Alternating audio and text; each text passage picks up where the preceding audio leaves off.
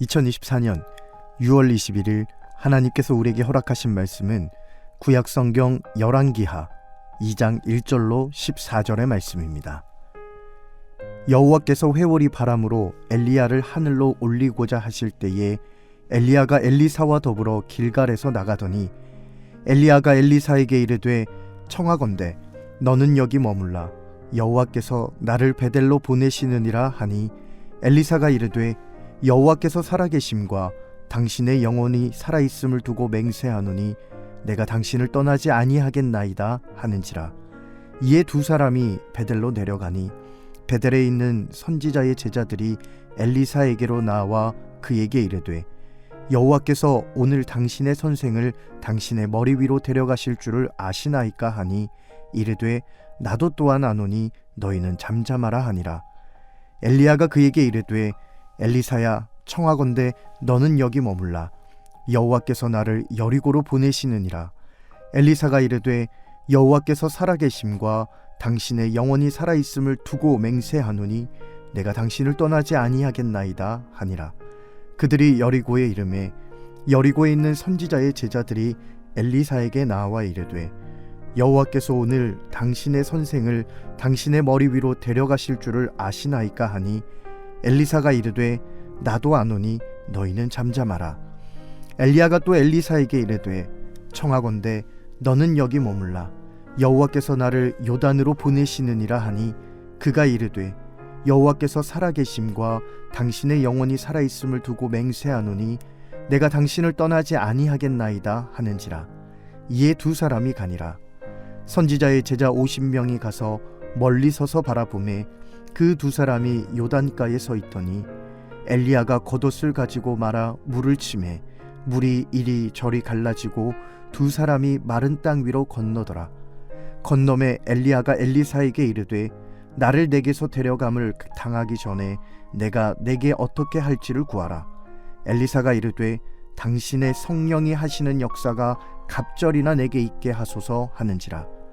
이르되 내가 어려운 일을 구하는도다. 그러나 나를 내게서 데려가시는 것을 내가 보면 그 일이 내게 이루어지려니와 그렇지 아니하면 이루어지지 아니하리라 하고 두 사람이 길을 가며 말하더니 불수레와 불말들이 두 사람을 갈라놓고 엘리야가 회오리 바람으로 하늘로 올라가더라. 엘리사가 보고 소리 지르되 내 아버지여 내 아버지여 이스라엘의 병고와 그 마병이여 하더니 다시 보이지 아니하시는지라. 이에 엘리사가 자기의 옷을 잡아 둘로 찢고 엘리야의 몸에서 떨어진 겉옷을 주워 가지고 돌아와 요단 언덕에 서서 엘리야의 몸에서 떨어진 그의 겉옷을 가지고 물을 치매 이르되 엘리야의 하나님 여호와는 어디 계시나이까 하고 그도 물을 치매 물이 이리저리 갈라지고 엘리사가 건너니라. 오늘 우리에게 주신 말씀 구약성경 열왕기하 2장 1절로 14절의 말씀을 중심으로 갑절의 능력을 구하는 믿음의 사람이라는 제목으로 주신 은혜의 말씀을 함께 나누겠습니다. 북이스라엘의 악한 왕 아하시아가 죽고 난 후에 그의 형제 여호람이 왕이 됩니다. 아하시아가 아들이 없었기 때문에 그의 아들이 아닌 형제 여호람이 왕이 되었습니다. 왕은 바뀌었지만 아하시아의 배경은 여전히 그대로 남아 있었습니다. 악한 모습 그대로 이어지고 있었지요. 어둠의 시대에 하나님께서는 한 가지 결단을 하십니다. 바로 하나님의 사람 엘리야를 하늘로 올리고자 하셨습니다. 어떻게 보면 하나님이 너무 야속해 보이기도 하지요. 어둠의 시대에 하나님의 뜻을 전하는 선지자를 하늘로 데려가시면 그나마 있던 작은 희망도 사라지지 않을까, 북이스라엘의 미래는 어떻게 될까 걱정이 되기도 합니다. 하지만 하나님께서는 엘리야를 대신할 엘리사를 미리 준비하셨습니다. 우리 생각으로는 아직도 엘리야가 더 일할 수 있는 힘과 능력이 있어 보이지만 하나님께서 정하신 때는 여기까지였습니다. 그의 리더십을 엘리사에게 넘겨주십니다. 마치 모세와 여호수아의 모습과도 같지요. 모세는 더 많은 시간을 이스라엘 백성들과 함께할 수 있었지만 하나님께서는 모세가 가나안 땅에 들어가기 전에 여호수아에게 리더십을 넘기게 하셨습니다. 하나님의 결단 앞에 서 있는 두 사람, 그 중에서도 우리는 오늘 엘리사의 모습을 통해 성령의 능력을 갑절로 구하는 믿음의 사람에 대해서 함께 알아보고자 합니다. 첫째, 모든 일에 적극적인 자세가 필요합니다. 성령의 능력을 갑절로 구하기 위해서는 모든 일을 할 때 우리는 적극적으로 임해야 합니다. 하나님께서 엘리야를 하늘로 올리시기 전까지 4곳을 다니게 하죠. 길갈, 베델, 여리고, 요단입니다. 요단 강가에서 하늘로 올라가기 전까지 엘리야는 엘리사와 함께 동행했습니다. 2절과 4절과 6절 말씀을 보면 엘리야는 엘리사에게 계속 말합니다. 너는 여기 남아있으라. 너는 여기 남아있으라. 바꿔 말하면 따라오지 말라는 겁니다. 어떤 이유인지는 나와 있지 않지만 아마 자신이 걸었던 그 길을 돌아보면 너무 힘들고 고난의 길이었기에 사랑하는 제자가 그 길을 걷는다는 것이 마음 아팠을 수도 있었을 것입니다. 아무튼 그런 상황에서도 엘리사는 끝까지 엘리야를 따라갑니다. 내가 죽으면 죽었지 여기에 남지 않겠습니다. 대단한 결단이지요. 심지어 요단 강가에서는 50명의 제자들이 있었지만 그 중에서 누구도 엘리야를 따라 강가로 나아간 사람은 없었습니다. 오직 엘리사만이 엘리야를 따라갔습니다. 이런 모습은 구약성경 룻기를 생각나게 하죠. 시어머니 나오미가 오르바와 룻에게 이제 자유롭게 집으로 돌아가라고 했을 때 오르바는 돌아갔지만 룻은 뭐라고 했습니까? 룻기 1장 16절 말씀에 내게 어머니를 떠나며 어머니를 따르지 말고 돌아가라 강권하지 마옵소서. 어머니께서 가시는 곳에 나도 가고 어머니께서 머무시는 곳에 나도 머물겠나이다. 어머니의 백성이 나의 백성이 되고 어머니의 하나님이 나의 하나님이 되시리라 하고 고백합니다. 죽어도 어머니를 따라가겠다라는 겁니다. 결국 룻도 엘리사도 적극적으로 사모하는 마음으로 따라갔을 때 은혜를 입게 되는 것을 보게 됩니다. 룻은 이방 여인이었지만 예수 그리스도의 선조가 되었고 엘리사는 엘리야를 이어 북이스라엘의 영적 지도자가 되었습니다. 우리가 무엇을 하든지 이 두 사람과 같이 적극적인 자세가 필요합니다. 하지만 무조건 적극적인 마음만으로 되는 것은 아니죠. 마음을 지킬 수 있는 용기와 희생이 필요합니다. 베드로를 보십시오.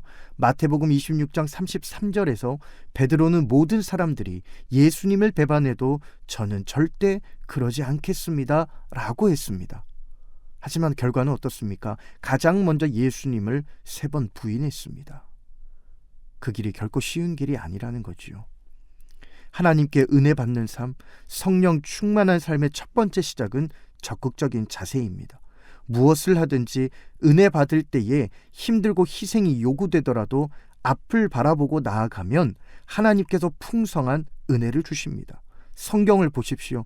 소극적이었던 인생들도 예수님을 만나고 적극적인 인생이 되었을 때 감당할 수 없는 은혜를 경험하게 되는 것을 보게 됩니다.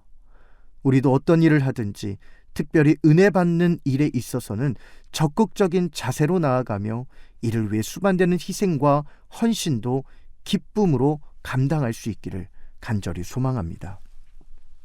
두 번째는 사람의 능력이 아닌 하나님의 능력을 구해야 됩니다. 성령의 능력을 갑절로 받을 수 있는 믿음의 사람은 사람을 바라보는 것이 아니라 그 사람 뒤에 계시는 하나님을 바라볼 수 있어야 된다는 거죠. 엘리야는 하늘로 올라가기 전에 엘리사에게 물어봅니다. 내가 너에게 무엇을 해주기 원하는가? 엘리사는 말하지요. 성령이 하시는 역사가 갑절이나 내게 있게 하소서. 여기서 말하는 갑절의 은사는 하나님께서 주시는 귀한 능력을 얘기합니다. 그러나 이것은 엘리야의 영성의 갑절이 아니라는 것을 우리는 기억해야 됩니다. 엘리야의 영성이 아니라 성령께서 하시는 역사의 갑절을 얘기하는 겁니다. 엘리사는 엘리야의 능력을 바라본 것이 아니었습니다. 어떻게 생각해보면 엘리야가 행했던 능력보다 더 큰 능력을 받고 싶었을 수도 있었습니다.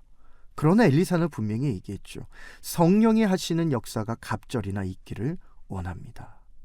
엘리사는 엘리야가 행하는 큰 일들을 목격했지만 그는 그 일을 행한 엘리야에게 집중한 것이 아니라 엘리야가 그 일을 행할 수 있도록 뒤에서 능력 주시는 하나님의 역사에 집중했던 것입니다. 그 힘과 능력의 근원이 어디에서 나오는지 분명히 알았던 것이죠. 우리의 신앙도 마찬가지입니다. 특별히 그 사람들 가운데 능력 있는 사람들을 바라보면 그 사람이 보여주는 현상적인 것에 마음이 빼앗길 때가 있습니다. 야, 나도 저 사람처럼 되고 싶다. 나도 저렇게 살고 싶다. 그러나 중요한 것은 그 사람에게 능력을 주신 하나님이 계신다라는 겁니다. 영적으로나 육적으로나 우리는 사람들에게 집중해서는 안 됩니다. 사람들을 통해서 보여지는 것에 집중하는 것이 아니라 그 일을 보여지게끔 하시는 하나님의 능력에 집중하고 그 하나님의 능력을 구해야 한다는 것이죠. 만약 우리도 엘리사와 같이 엘리야를 바라보지 아니하고 그 뒤에 계시는 하나님의 능력을 바라보고 그 하나님의 능력을 구한다면 하나님의 역사는 우리에게도 갑절로 임하게 될 줄로 믿습니다. 하나님께서 오늘 우리에게 귀한 날 주셨는데 이 귀한 날을 살아가면서 우리도 성령의 능력, 하나님께서 주시는 갑절의 능력을 구하는 믿음의 사람으로서 모든 일에 적극적으로 행하고 사람이 아닌 하나님의 능력을 바라보며 간구할 수 있기를 주님의 이름으로 축복합니다. 기도하겠습니다. 하나님 아버지, 엘리사에게 임하셨던 하나님의 능력이 우리에게도 갑절이나 임하길 원합니다. 특별히 우리가 엘리야와 엘리사를 바라볼 것이 아니라 그들에게 능력 주시고 낮은 자를 세우시는 하나님을 바라보며 하나님의 능력을 간구할 때 우리 가운데 성령 충만함과 성령의 역사의 갑절의 은혜를 허락하여 주시옵소서. 모든 것 주님께 감사드리며 예수님의 이름으로 기도하옵나이다. 아멘.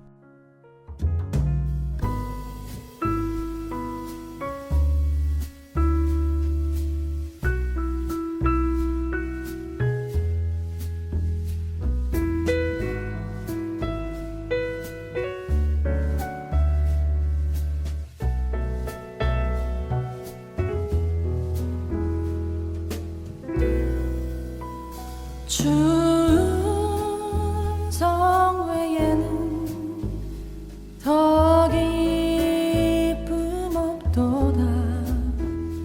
날 사랑하신 주 늘 계시옵소서. 기쁘고 기쁘도다. 항상 기쁘도다. 나 주께 왔사오니 복 주옵소서.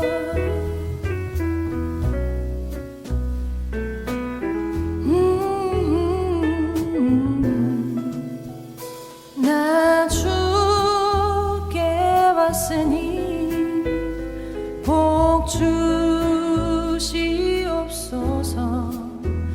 주 함께 계시면 큰 시험이기네. 기쁘고 기쁘도다. 항상 기쁘도다. 나 주께 왔사오니 복 주옵소서.